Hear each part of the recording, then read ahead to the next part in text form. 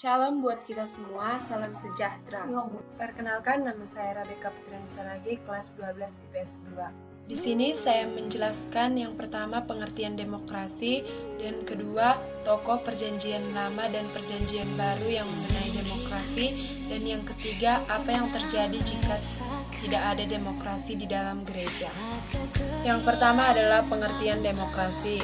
Demokrasi berasal dari bahasa Yunani yaitu demos dan kratos. Demos yang artinya rakyat dan kratos yang artinya pemerintahan. Jadi disimpulkan bahwa demokrasi adalah pemerintahan dari rakyat untuk rakyat dan oleh rakyat, ataupun demokrasi adalah bentuk pemerintahan di mana semua warga negaranya memiliki hak setara dalam pengambilan keputusan yang dapat mengubah hidup mereka. Kedua, mengenai tokoh Perjanjian Lama dan Perjanjian Baru tentang demokrasi. Yang pertama, Perjanjian Lama. Perjanjian Lama terdapat kisah mengenai demokrasi yang tertulis dalam kitab Amos. Kisah ini menceritakan tentang kisah Nabi Amos yang mewartakan pengadilan yang amat keras dan kuat bagi raja dan bagi umat Israel. Nabi Amos menekankan bahwa kekuasaan dan kasih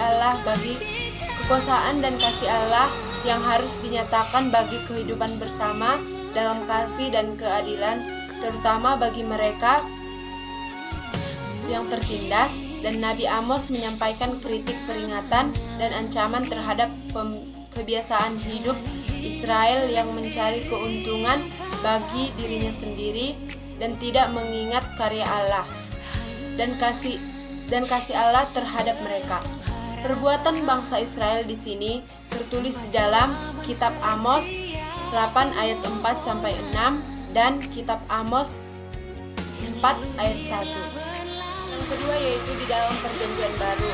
Perjanjian Baru yaitu kisah para rasul 1 ayat 15 sampai 26. Di sini menceritakan bahwa Matias dipilih menggantikan Yudas. Saat Yudas mati bunuh diri, para rasul lainnya bersepakat untuk mencari pengganti Yudas. Tetapi ada dua syarat untuk memenuhi pengganti Yudas, yaitu orang itu harus jadi pengikut Yesus sejak baptisan Yesus hingga kebangkitan Yesus. Lalu ada dua orang yang memenuhi kedua syarat tersebut, yaitu Matias dan Yusuf. Namun Matiaslah terpilih untuk menggantikan Yudas menduduki sebagai rasul. Apa yang terjadi jika demokrasi tidak ada di dalam gereja? Yang terjadi yaitu hubungan antara pemimpin gereja dan jemaat gereja tidak baik, dikarenakan pendapat anggota jemaat tidak didengarkan oleh pemimpin gereja. Mereka hanya menjalankan kemauan mereka sendiri dan semena-mena, dan akhirnya para anggota jemaat tidak menyukai pemimpinnya tersebut. Terjadinya konflik atau perpecahan. Pasti tidak semua jemaat setuju dengan pemimpinnya, tetapi mereka tidak bisa memberikan pendapat pada pemimpinnya terjadi kematian. Hal ini mengakibatkan terjadinya sebuah konflik karena rasa benci dan marah pada pemimpin. Demikian presentasi saya mengenai demokrasi.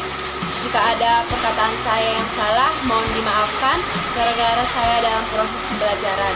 Akhir kata saya ucapkan terima kasih, horas, dan shalom.